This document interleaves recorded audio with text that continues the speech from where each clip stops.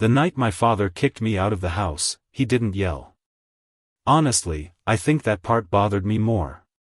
He just stood there in the kitchen holding a glass of bourbon while my mother stared at the counter pretending this wasn't happening. Then he looked at my wife and said, "This family worked too hard to become a charity case." Like she wasn't standing 3 feet away. Like she couldn't hear him. My wife, Tessa, had just lost her job 2 months earlier after the small bookstore she managed shut down unexpectedly. We were struggling, sure. Real struggling. Late rent. Cheap groceries. Quiet panic at 2 in the morning pretending not to calculate bills in our heads. But hearing my father talk about her like she was some kind of infection? Yeah. That stayed with me. I remember Tessa gripping the strap of her purse so tightly her knuckles turned white. And me? I just stood there weirdly calm. That's the thing about humiliation after years of practice. Eventually your body learns how to survive it before your emotions catch up. My younger brother Bryce leaned against the doorway watching everything happen with that same expression rich people get when they think bad decisions only happen to other families. "Dad's just being realistic," he said finally. Realistic. Funny word. People use it when they want cruelty to sound intelligent. 8 years ago, my family owned half the commercial property downtown in Wichita. Real estate offices. Retail spaces. Small warehouses. My father built the company from scratch and treated that fact like a religion. Success meant discipline. Discipline meant appearances. And appearances meant marrying the right kind of person. Tessa apparently failed the audition. She grew up working class. Her dad repaired air conditioners. Her mom waited tables for 20 years. No family money. No polished background. Just kindness and stubbornness and this annoying habit of believing things would somehow work out. Which honestly drove me crazy sometimes. But it also saved me. My father never understood people like her. To him, struggle meant weakness. And once Tessa lost her job, the comments started immediately. "You need to think long-term, Nolan. She's dragging you backward. You're too smart to waste your future playing rescuer." The worst part? My mother never directly agreed with him. She just stayed quiet. Silence can support cruelty better than words sometimes. At first, I tried keeping peace. That's what I'd always done in my family. Bryce was loud. Confident. Aggressive. Dad loved that. Meanwhile I handled operations for the company quietly behind the scenes. Tenant issues. Contracts. Vendor problems. Actual day-to-day work. But because I wasn't flashy about it, nobody really respected it. That happens a lot in families. The dependable person becomes background furniture. Useful. Invisible. Then came the dinner. The final one. Dad invited everybody over to talk solutions, which should have been my warning sign immediately. Halfway through dinner, Bryce started talking about some woman he'd met whose family owned hotel chains in Texas. Dad practically glowed. Then he looked at Tessa and asked, "Any luck finding work yet?" The room went still. Tessa smiled politely. "Still applying."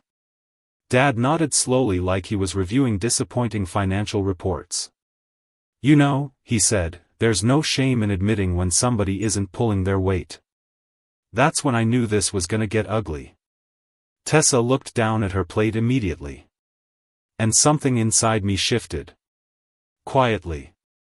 Dangerously quietly. I said, "She's my wife." Dad shrugged. "Then start acting like a husband instead of a caretaker." Bryce laughed into his drink. That part I'll never forget. Not the insult. The laugh. Because it told me everybody at that table thought humiliation was acceptable as long as the target stayed calm enough. Then Dad gave the ultimatum. "If you want to keep your position in the company, he said carefully, you need to start making smarter personal decisions. Translation? Leave your broke wife. Tessa stood up first. Not dramatic. Not angry. Just hurt. I think we should go, she whispered. Dad leaned back in his chair. Probably for the best. And that was it. No movie scene. No screaming. He cut me out of the business the next morning. Changed passwords. Removed my access. Had accounting mail my final check like I was some temporary employee. Bryce took over operations immediately. Which honestly would have been funny if it wasn't my life collapsing. Because Bryce had no idea how the company actually functioned. Guy thought leadership meant expensive watches and loud meetings.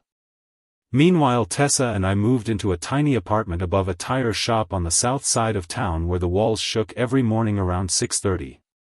And weirdly, that's where life started improving. Not financially at first. We were broke for a while. But emotionally? Peaceful. No performances. No status games. Tessa eventually started selling custom online book sets and vintage collections through social media. Small thing at first. Then bigger. I picked up consulting work helping smaller property owners manage distressed buildings. Turns out when you spend years quietly solving problems nobody notices, you get very good at it. 3 years later, we launched our own property management company. Nothing flashy. Just reliable. Steady growth. Strong relationships. Honest work. The kind my father always underestimated because it didn't arrive wearing cufflinks. Then the market shifted. Interest rates climbed. Commercial vacancies exploded. Several of my father's properties became financial disasters almost overnight. And Bryce? Man. Bryce handled pressure like a raccoon handles fireworks. Panic everywhere. Bad decisions stacked on bad decisions. Aggressive refinancing. Risky loans. Empty promises to investors. The company started bleeding money quietly at first. Then loudly. One afternoon, 8 years after getting kicked out, I got a call from my mother. I almost didn't answer. Her voice sounded smaller somehow. Your father's asking for help. I actually laughed once before I could stop myself. Not because it was funny.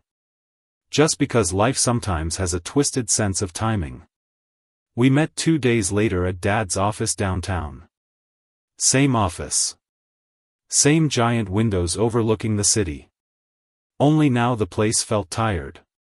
Empty desks. Quiet hallways. Dad looked older than I remembered. Bryce looked terrified.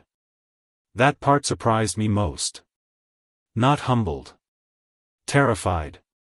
Dad skipped small talk entirely. We're overleveraged, he admitted. I nodded slowly. I know. Bryce frowned immediately. How would you know? Because people talk. Contractors especially. And unlike Bryce, I'd spent years building relationships instead of trying to dominate rooms. Dad slid financial documents toward me. We need operational restructuring. Translation? Save us. I flipped through the papers calmly while Bryce rambled excuses about market conditions and bad timing. But the numbers told the real story. Ego. That was the problem. Always had been. Finally Bryce snapped, you gonna say something or just judge us quietly? I looked up at him. You laughed when Dad told me to leave my wife. Silence. Heavy silence. Bryce looked away first. Dad rubbed his forehead tiredly. We made mistakes. That sentence probably cost him physical pain. I sat back slowly. 8 years earlier, I would have begged for this moment. The apology. The reversal. Now? Mostly I just felt tired for younger me. Tired that he spent so many years believing love had to be earned through status.